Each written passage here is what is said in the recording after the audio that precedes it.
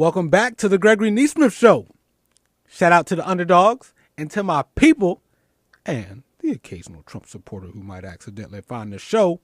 You've made it to the right place if you want to get personal about the news and the culture. Thank you for going on the ride. You're listening to your host, Gregory Nesmith, who's into spreading special stuff, an entrepreneur, and a proud Philadelphian now calling Harlem home. Today's episode, I didn't specifically come up with an exact title for today's episode, but for now, we're just going to call it Retro Sunday because technically, and I mean like technically like the technical side of things, today is old school. No Facebook Live, no Instagram Live, no live tweeting. It's just me, you, and the radio. But because it's 2017, it's probably me, you, and your smartphone or your laptop or your iPad or, something like that. So if you want to interact with each other and me today, you got to do it the old school way. Mr. Telephone Man. Got to call this line. When I call Gregory Nesmith, I get him every time. I'm not the greatest singer, but that is my shout out to one of my favorite groups growing up, New Edition. And if you want to call in, it's area code 212-650-6903. That's area code 212-650-6903.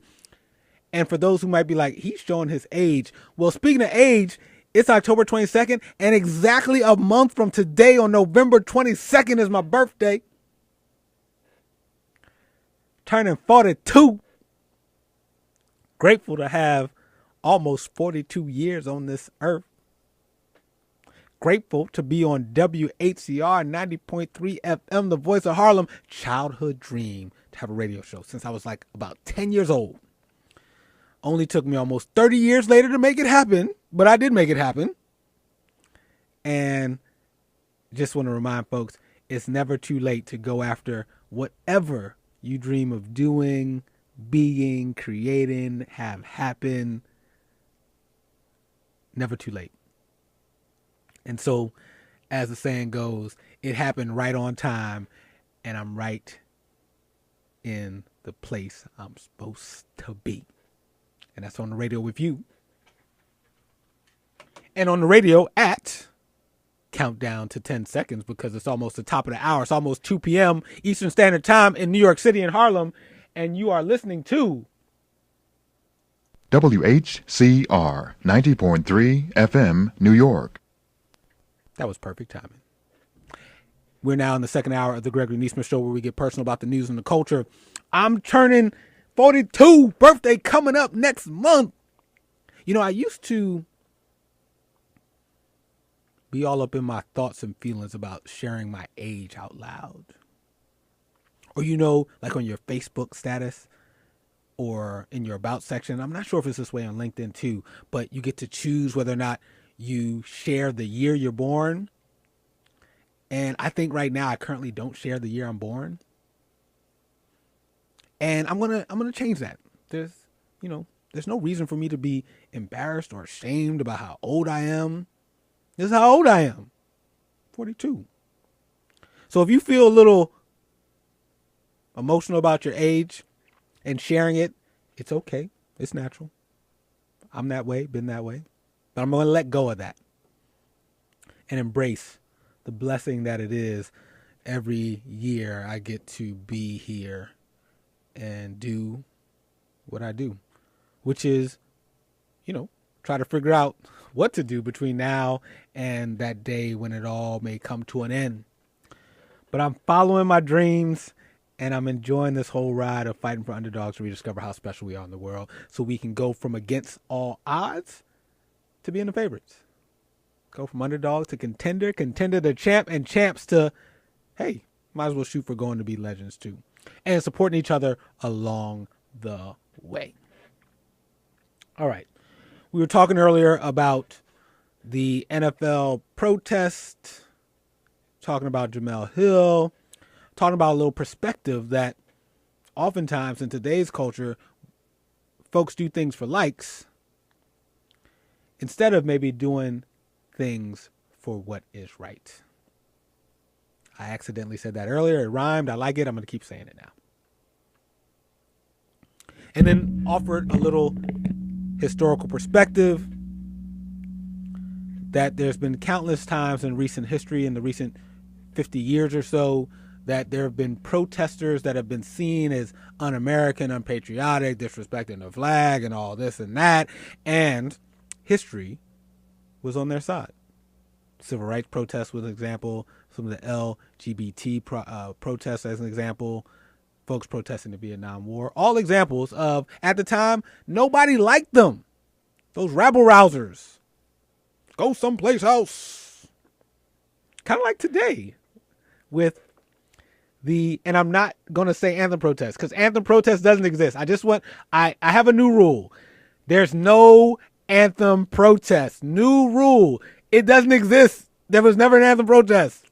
There's protests kicked off by Colin Kaepernick and now continued by other NFL players protesting racial inequality in policing and overall justice system for minorities, and specifically and especially for African Americans. That's what Colin Kaepernick and now other players have been taking a knee for during the start or the pregame leading up to the actual NFL kickoff and games. Next time someone says that there's an anthem protest, you can say to them, no one's protesting the anthem. Next time someone says to you, they hate those players, they wish they would play football, they're not helping their cause, they're spoiled brats,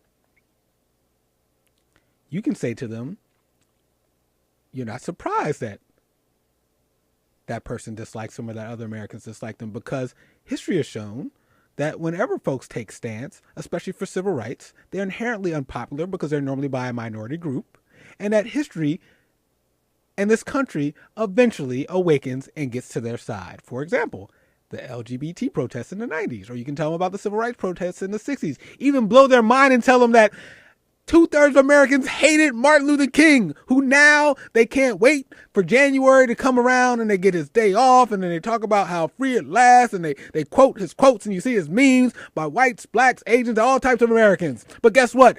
50 years ago, people hated him. There's a Gallup poll to prove it.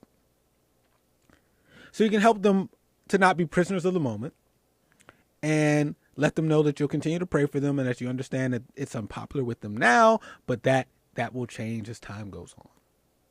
And then if you are someone who is in the fight or someone who is close to or supportive of folks, and when I say in the fight, obviously Colin Kaepernick, recently these NFL players have been getting a lot of publicity, but as we know, there's people fighting like you every day in our communities, every day in the boardroom, every day in HR, every day in your community, every day in your school system for equality. And so please remember that it's a marathon, and unfortunately there's things that get likes and there's things that we get to do because they're right. And to know that it might be unpopular in the moment, but that history will look upon you well, and there's a sense of being able to sleep at night knowing you're doing what's right. And I actually am saying that so that I can remember that too, because I know there's going to come moments, probably sooner than I'm even ready for, where I'm going to get to do what's right and not necessarily what's popular. And I get to remember the context of that. It's going to be all right. It's going to be all right. Going to take a quick break. And then when we come back, want to shift gears into another topic that happened this week. For those who might be watching live on www.whcr.org, which is the website of the radio station where you can live stream the audio or even the video of all the shows that are happening here at the station on WHCR 90.3 FM, the voice of Harlem. If you're watching, you might see that I have on a shirt that has a picture of Africa. And it's by no coincidence, because Africa was also in the American news this week, and specifically the country of Niger, and Niger along with Mali. And I will explain after this break. If you want to join today's show, which is Retro Sunday, because there's no Facebook Live, there's no Instagram Live, there's no live tweeting. It's just me, you, and your radio. You can join the conversation for the Gregory Nesmith Show at area code 212-650-6903. That's 212-650-6903. Call me. We're going old school today. But if you do miss any part of the live show today or in the future, you can always listen to the podcast of the show because it's live show Sundays, podcast Mondays. Search the Gregory Nesmith Show on iTunes, Google Play, Podomatic, Stitcher. We out here. More of the Gregory Nesmith Show after this break.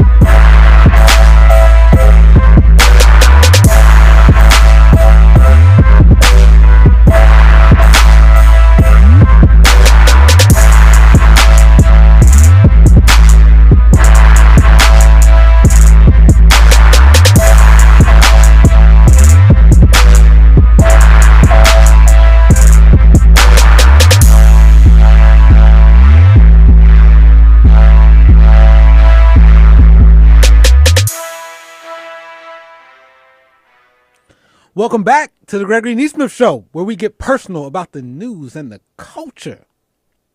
Shout out to the underdogs and my people who come along for the journey every Sunday on WHCR 90.3 FM, the voice of Harlem. Let me do that again. For all those who come along on the journey on WHCR 90.3 FM, the voice of Harlem. Much better. Today's show, I don't even have an actual title for the episode, but for now, I'm calling it Retro Sundays. Why? Because today, it's just me, you, and your radio. Or your laptop. Or your iPad. or your computer. You get it. You get it. Because there's no social media stuff going on, which is how it was in the old days, where if you want to get involved in the conversation today, you got to pick up the phone, Mr. Telephone Man. There's nothing wrong with your line. If you call Gregory Nesmith, he'll pick up every time. At 212-650-6903. That's area code 212-650-6903. And shout out to Asha Davis. She's part of the team here. Award-winning advertising executive. She's a comedy writer and a proud Torontonian from Canada. She'll be back in the studio next week. I also bring her up because I think she would be proud of me. Because she got me to do freestyle rapping a few weeks ago. And I think she would be proud of me this week that I'm doing some impromptu singing. Channeling my inner Asha Davis. Appreciate her. And she'll be back in the building, in the studio next week. We've been talking about a little perspective. One is my perspective on a month from today is my birthday. And that birthdays for me, along with New Year's Eve, are probably the two most reflective, pensive times of year for me, where I start to question everything. Like, did I make the right decision in 1992? Should I forgive myself for something I did in 2006? Am I where I should be at the right time at the right place? Why didn't I buy a place in Harlem years ago? All types of things run through my head. But for me, as long as for the most part I feel like I'm being my best self, which is normally for me if I'm staying in touch with family and friends, if I'm being open and vulnerable about how I'm feeling, what I'm doing, what I'm thinking, if I'm being unreasonable in terms of really daring to do stuff and take risks, if I'm being those ways, then normally for the most part, I'm in a good mood for my birthday or for New Year's. Because I can't always control the outcome, I do have a say in how I'm acting, what mindset I'm living by as the days go on. So I think I'm somewhat set up for a pretty good birthday. Because I'm living out a childhood dream of having a talk radio show. My consulting and coaching practice under the company called UNderdogStuff, coaching, consulting, and community. I got the official trademark and LLC thing going. About to start my first big corporate coaching project next week. I'm living in one of the greatest cities and greatest neighborhoods in the world, in Harlem, in Manhattan, and New York City. A few years ago, I was blessed to be able to find my biological parents and family. And so as I sit here today on these airwaves, I'm someone who for 2 years was in foster care, then adopted. And I sit here today being able to say that I know all 4 of the parents in my life and that they're all alive and well. I sit here today on a sunny Sunday that when I get to leave here, I'll walk out and be able to walk home with the sun shining on an unusually and somewhat scary warm October fall Sunday. But roll with me. Still a beautiful thing to be able to walk home in the sunshine. Blessed to have my good health. And blessed that there's a possibility of all the things I still dream of are still possible. So I think between now and next month, I'm set up to hopefully have a good birthday. And I hope that you are too. Especially for all the Scorpios out there. Scorpio season. Let me know what you're doing for your birthday. You can reach me on social media. My Instagram is the Gregory Nesmith. My Twitter is just at Gregory Nesmith. And there's also a Facebook page for the show, which is the Gregory Nesmith Show. So you can reach out to me in any of those places, or you can reach out on the phone, 212-650-6903, and let me know what you're doing for your birthday. I keep thinking that one of these days, you know how in fashion trends and things come back every 20 years or so, I believe it is. I keep thinking that eventually the phone call is going to make a comeback, where folks are just going to be picking up the phone and talking to people instead of texting and things like that. We'll see. Now, I got a little bit off track because I looked at some of my notes of things I wanted to cover, and I realized I didn't play Malcolm Jenkins, who is an NFL player for my hometown Philadelphia Eagles, and he had some comments to say after he came out of the NFL players and owners meeting from earlier this week. And I'm thinking I'm going to, play that before I move on to our next story, just to round that all out. And also because I pulled the clip and I don't want it to go to waste. And I think this is a question that we'll come back to in future weeks, which is, have we moved from protest to progress related to Colin Kaepernick kicking things off and then other players following suit to raise awareness about racial inequality in policing and our overall justice system? Has progress been made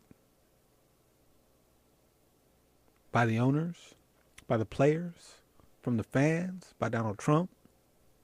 We won't answer it all today, but I'll leave you with, on this topic, Malcolm Jenkins, who was one of the players who met with Roger Goodell, who's the commissioner of NFL, and he met with several owners and several players.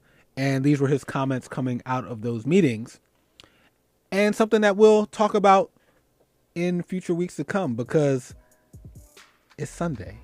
And by coincidence, it's also the day that football happens. And so this topic will continue to come up because we get personal about the news and the culture. And I'm all for fighting for things that have to do especially with black folks and equality and policing and the justice system.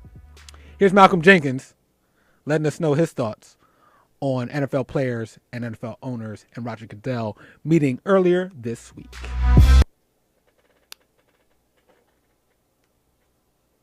We've been invited up here to be able to speak with owners about some of the issues of injustice that we've seen in our communities, and how, as players, we want to use our platforms. And we just talked about how the owners could come alongside us, and we could collectively, collaboratively work together to actually create some change and some real change. And so those conversations will continue, the dialogue will continue. As players, we'll continue to do the work in our communities. We feel like that's the most American thing to do, is to use your platform and influence. And with the stage that we have as NFL players and as a league in general, we feel a real responsibility to our country, to our communities. So we're working through ways to really have long-lasting real change. And that was Malcolm Jenkins of the Philadelphia Eagles talking about his thoughts on the recent protests, the recent meetings, and whether or not they are moving from protest to progress. More on that in the coming weeks. All right. Another unavoidable news topic of the week was the unfortunate situation in Niger. And I want to read some of a summary of what happened from an article in theweek.com. And then I want to play some clips from some of the folks involved and give you some of my thoughts on what is going on. So for those who may not know all the details, President Trump, and I'm reading from a recent article in theweek.com, President Trump came under intense criticism this week for taking 12 days to pay tribute to 4 Green Beret soldiers killed in an ambush in Niger in early October. And he provoked a furious backlash when he falsely claimed that Barack Obama and other past presidents never or rarely called the families of soldiers killed in action. The 4 soldiers were gunned down by Islamic extremists at the border of Niger and Mali on October 4th.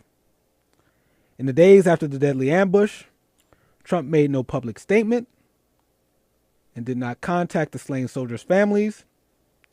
Instead, during the time between October 4th and leading up to this week, he was tweeting about attacks on fake news media and playing golf. Amid growing questions about his silence, Trump finally made some calls this week to the soldiers' families, but was accused by Florida Rep. Frederica Wilson, a Democrat from Florida, who said she heard the conversation on speakerphone of Donald Trump telling Sergeant LaDavid Johnson's pregnant widow that her late husband, quote, knew what he was signing up for. Trump denied Wilson's account over Twitter, claiming he had proof and that what Rep. Wilson was saying was totally fabricated. But Johnson's mother, who heard the call, said that President Trump did disrespect her son and her daughter and her husband. Former aides to both Obama and George W. Bush angrily rejected Trump's suggestion that neither president contacted the relatives of soldiers killed in action during their presidencies. And many other people came to the defense of the past presidents.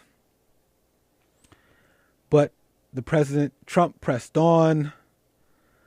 And he also had President Trump evoked the son of his chief of staff, John Kelly, saying that Obama didn't call him after Marine First Lieutenant Robert Kelly was killed in a landmine in Afghanistan in 2010.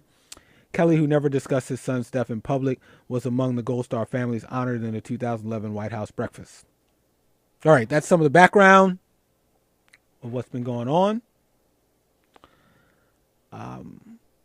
Let me play first a clip from Representative Wilson of Florida, who is not only the politician who represents the area of where LaDavid Johnson, who was killed in battle over in Niger, is from, and his family, but she's also a friend of the family, and it's reported that she does a lot of things in the community, which includes a mentoring program, which he was a part of.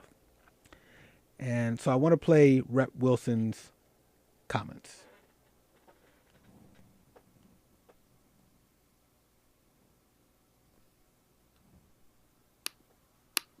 I have to ask you, are you sure you heard what he said, that the president said he knew what he was signing up for? You heard that? Yeah, he said that. You know, to me, that is something that you can say in a conversation, but you shouldn't say that to a grieving widow. And everyone knows when you go to war, you could possibly not come back alive, but you don't remind a grieving widow of that. It's so insensitive. So insensitive. He should not have said that, and he shouldn't have said it. That is what stood out in my mind. Now, I didn't hear the entire conversation, but when I tried to find out what the entire conversation was, she said, I just can't remember everything that he said, but that stood out in everyone's heart in the car. You don't say that. He is the President of the United States. This is a soldier who gave his life for his country. He is a hero in our minds, in our community's minds. That is an insult to the entire Miami Gardens community, to entire District 24, to Miami-Dade County, and to this nation. And I hope he did not say that to the other 3 families that he called. Congresswoman Wilson, this is directly, you heard that from the grieving widow, that he knew what he signed up for? Yes. So our understanding was a 5-minute conversation. He expressed his condolences. But by the way, you know, it's almost like if you are Well, you understand. I mean, I don't have to interpret that. That is very. And that was Rep. Wilson sharing her account of what happened when Donald Trump reached out to the fallen soldier, LaDavid's family, his wife, and his family. She happened to be in the car when the call came in, and that was her recount of what happened. Now, for those who may question Donald Trump's sincerity related to military families, especially those who might have been injured in war or those who have lost loved ones in war. And we're going to get to whether or not this is,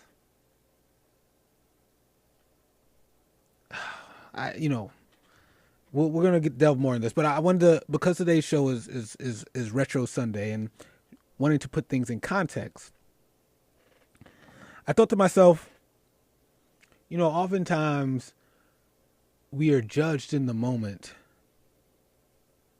based on our past.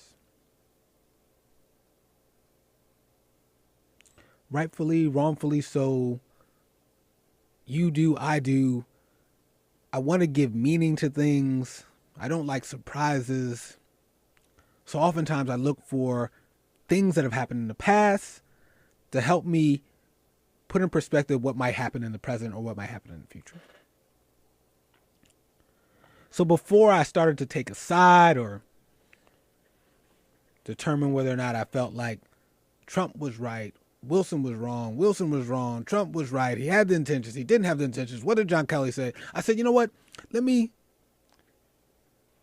see how Donald Trump has conducted himself before with families or individuals that we would all regard in high respect for specifically their service to this country.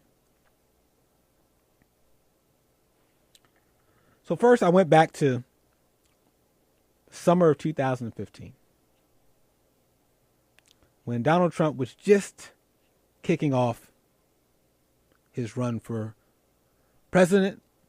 And then obviously, shockingly so, he would become president. But this is summer of 2015. Talking about John McCain, currently a senator from Arizona, the Republican nominee who ran against Barack Obama in 2008. Some refer to him as the Maverick in the Republican Party.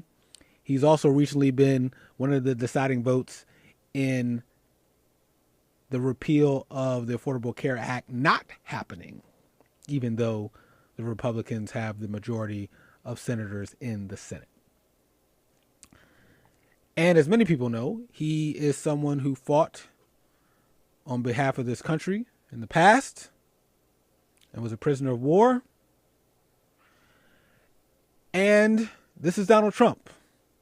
I'll let you judge whether or not he has a level of empathy and sensitivity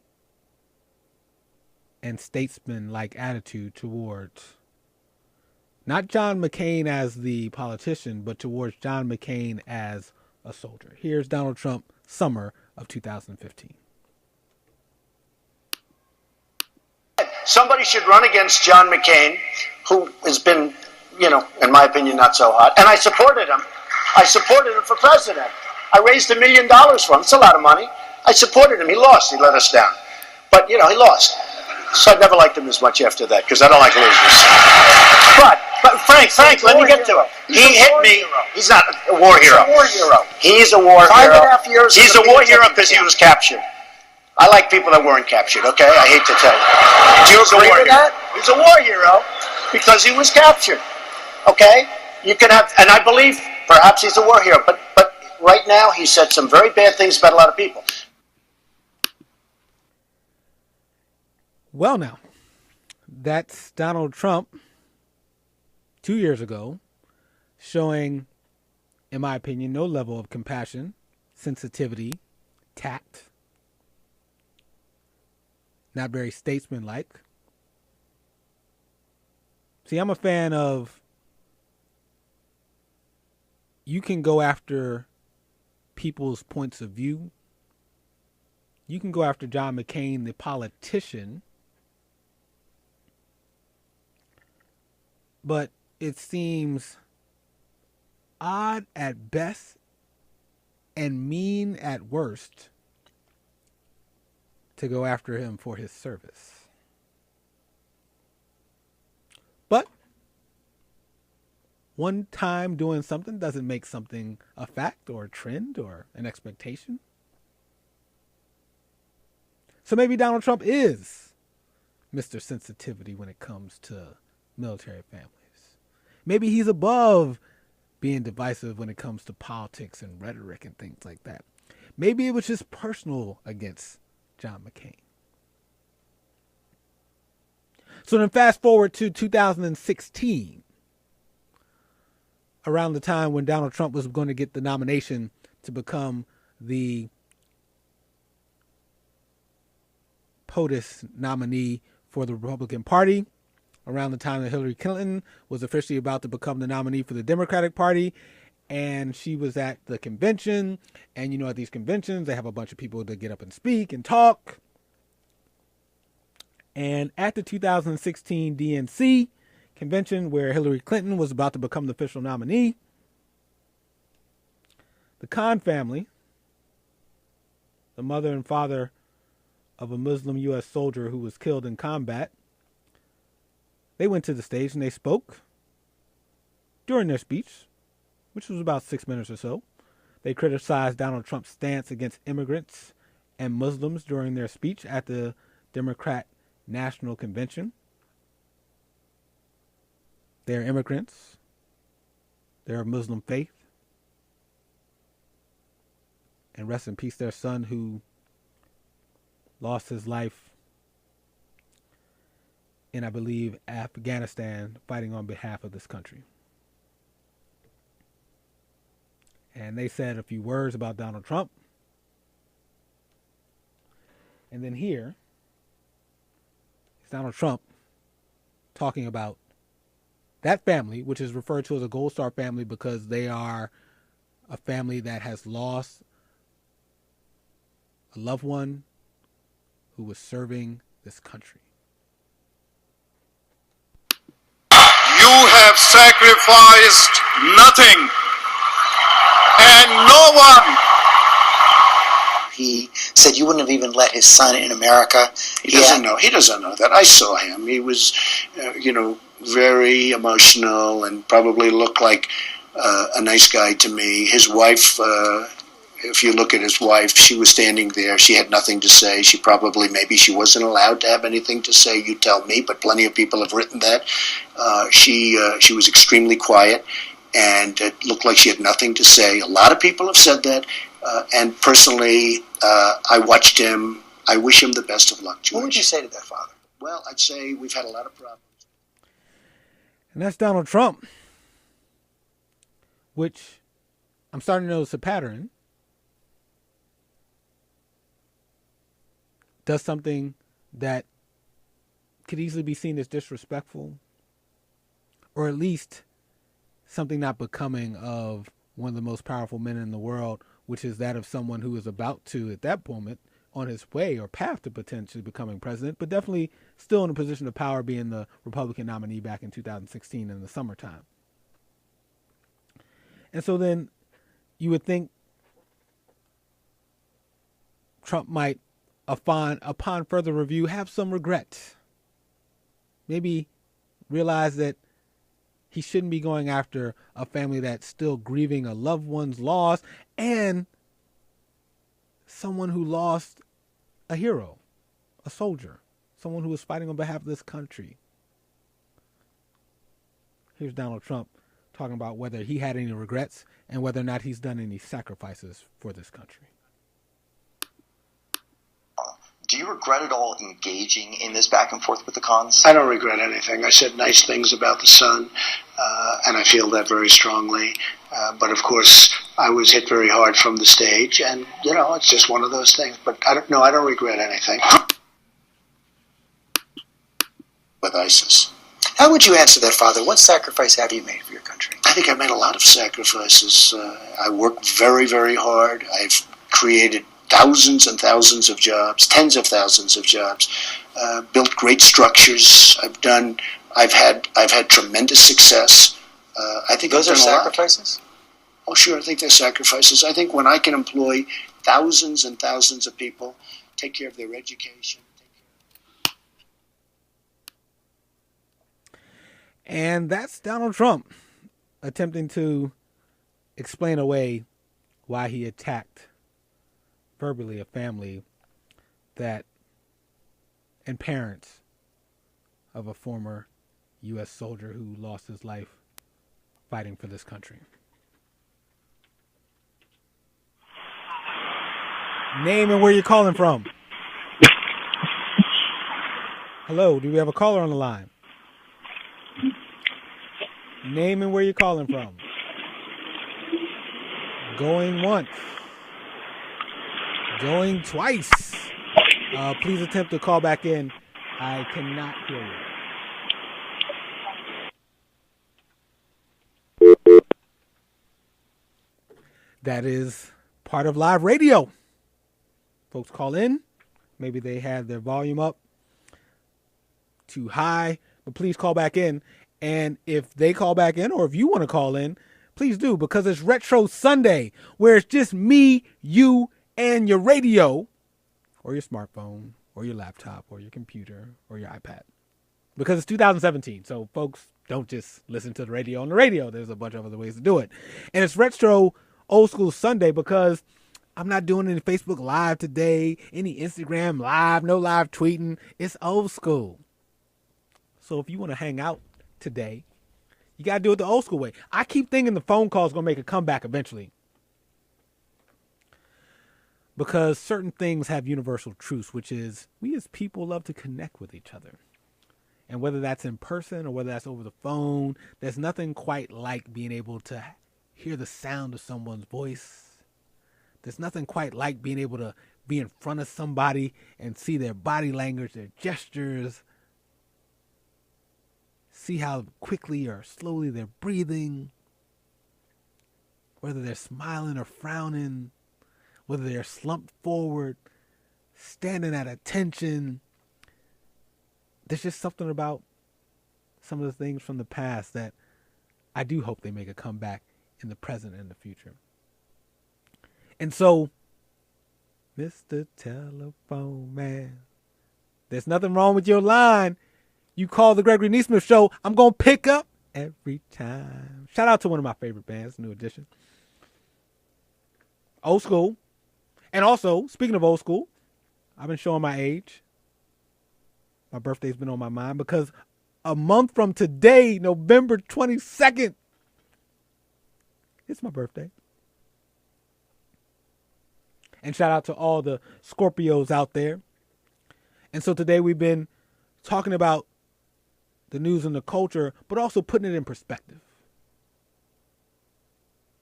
by looking at things in the past that relate to things in the future. Like, and no pun intended, doing things for likes instead of doing what's right. Yes, it rhymes. I didn't mean to, but I'm rolling with it. Which means sometimes you can lose your job, or at least get suspended like Jamel Hill did for doing what I believe was right, or saying something that she believed that was right, but may not be liked at the time. It's NFL Sunday, and those of you who follow the show know that I don't watch football anymore until I see the protests turn to progress related to racial inequality in policing and the overall justice system. There were some meetings this week with NFL players and NFL owners. I'm still waiting to see what happens next. So we'll continue to talk about that in the weeks and months to come. But remember, underdogs, do what you feel is right. Do it because it's your calling. Do it because it's your cause. Do it even if it feels like it might be something controversial, because you'll be able to sleep at night, and history will almost more than likely certainly be on your side. Because just like the NFL players are being called disrespectful, they should go someplace else, un-American, disrespecting the flag and all that. Well, guess what? The same thing was said about the 1993 protesters, who were the 800,000 of them in Washington, D.C., who were marching for LGBT rights. The same thing was said about Vietnam protesters. The same things were said about civil rights protesters. And specifically, can you believe Martin Luther King, Gallup poll back in the 60s, almost 2/3 of Americans negative rating of him. And now less than 5% feel negative about Martin Luther King. Just trying to put it in perspective. Colin Kaepernick last year was the most hated player in the NFL. It actually was a sign that he was doing something right, instead of doing something to be liked. It's a reminder to each of us, and I'm including me too in this, because you are, I am, each of us is going to have moments that come up in our life where there's an unpopular choice to be made, an unpopular thing to be said, an unpopular cause to support. And we're going to get to choose between doing what we think will be liked or doing what we think is right. Shout out to the underdogs, my people. And actually, even the occasional Trump supporter, because you're going to get a chance to do what is right too when these elections come back around. I hope you change your mind. And we've been talking about what was going on in Niger, and some back and forth about whether Donald Trump was being sensitive, empathetic. Was he being a consoler in chief when he reached out to the family of the fallen soldier, David Johnson from Florida? And before we got into today's news, it's Retro Sunday, so I wanted to give some context about whether or not Trump has been sensitive or not, at least in public, to families and individuals who've served this country and either lost loved ones or been prisoners of war like John McCain, or lost loved ones like the Khan family. And so far, I haven't found too many instances of him being the consoler in chief. So I wouldn't be surprised if the call that he had with the Johnson family didn't go as planned. It's possible. Now back to Donald Trump responding to comments that Rep. Wilson made about Trump's phone call to that family. Didn't say what that congresswoman said. Didn't say it at all. She knows it, and she now is not saying it. I did not say what she said, and I'd like her to make the statement again, because I did not say what she said. I had a very nice conversation with the woman, with the wife, who sounded like a lovely woman. Did not say what the congresswoman said, and most people aren't too surprised to hear that. What's the truth, Mr. President? Let her make her statement again, and then you'll find out. That you said this. Okay, let her make her statement again, and then you'll find out.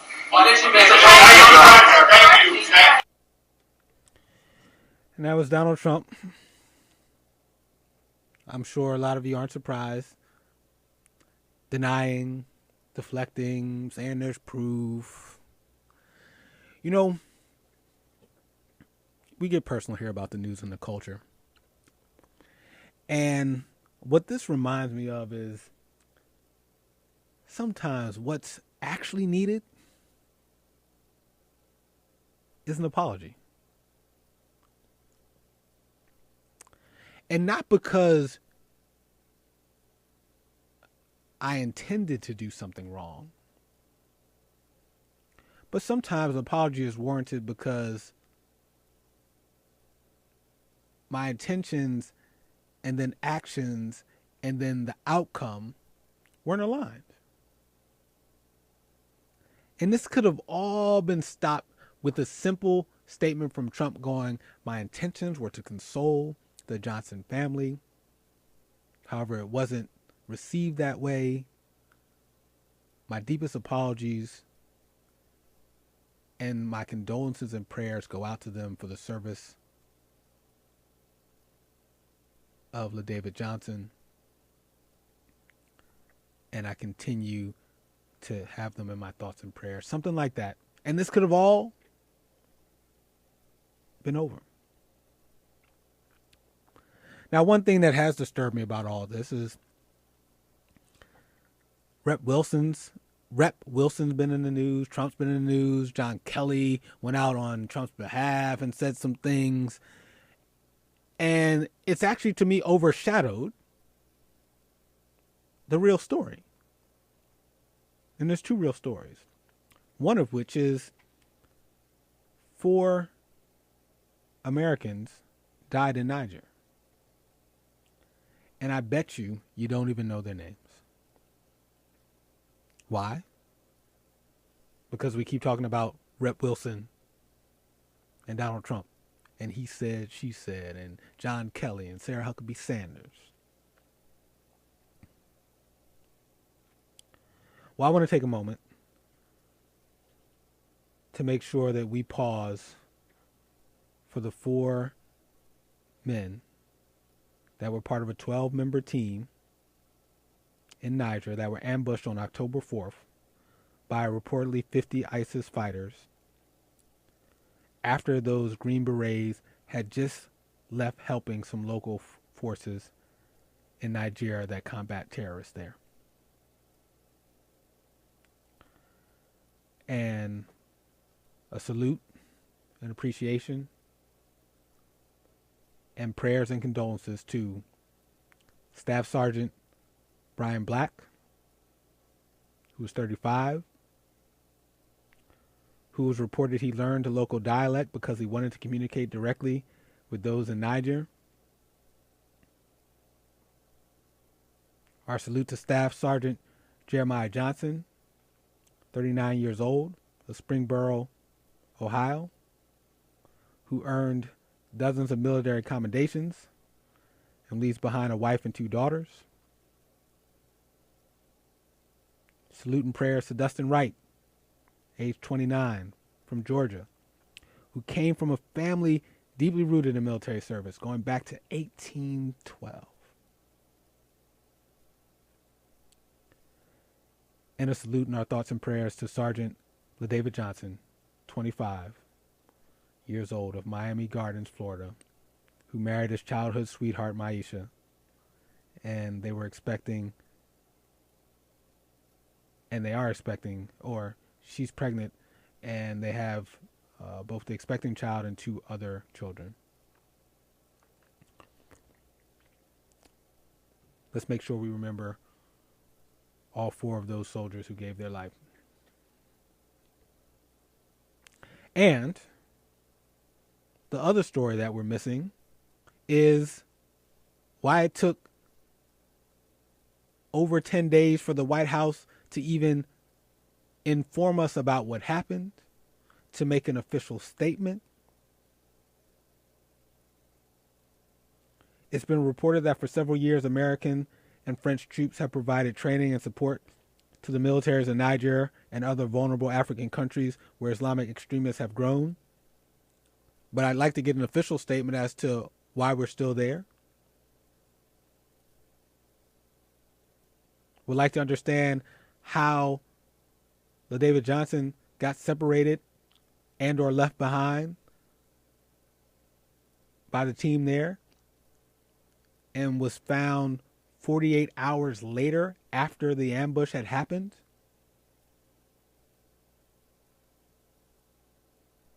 With all due respect to Rep. Wilson and Donald Trump and John Kelly and Sarah Huckabee Sanders and their back and forth about he said, she said. First of all, Donald Trump should just apologize.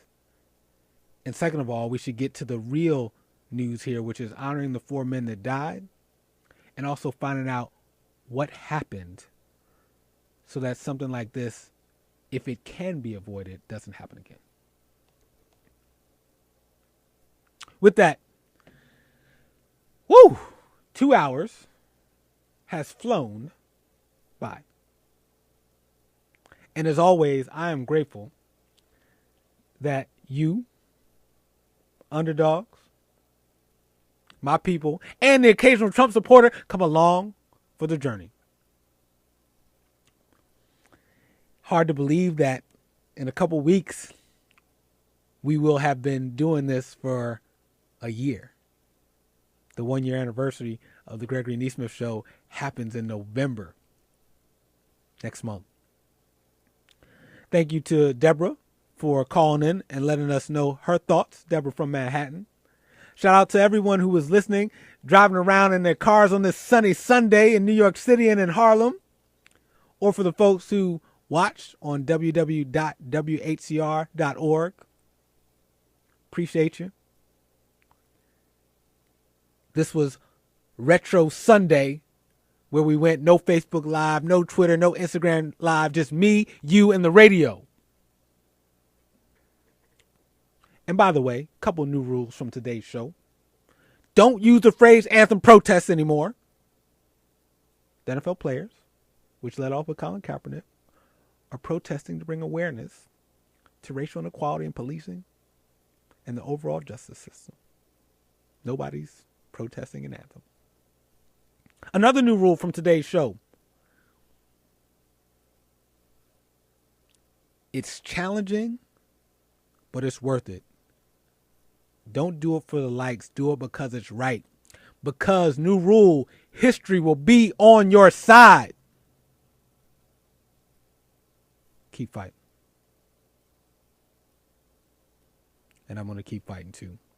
Keep fighting for underdogs to rediscover how special we are in the world so we can go from being against the odds to being the favorites. If you miss any of today's live show every Sunday, podcast is on Monday, and you can download it by searching The Gregory Nesmith Show on iTunes, Podomatic, Google Play, or Stitcher. And as always, I leave you with my favorite quote.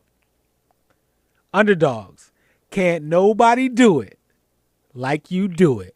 Nobody. Peace.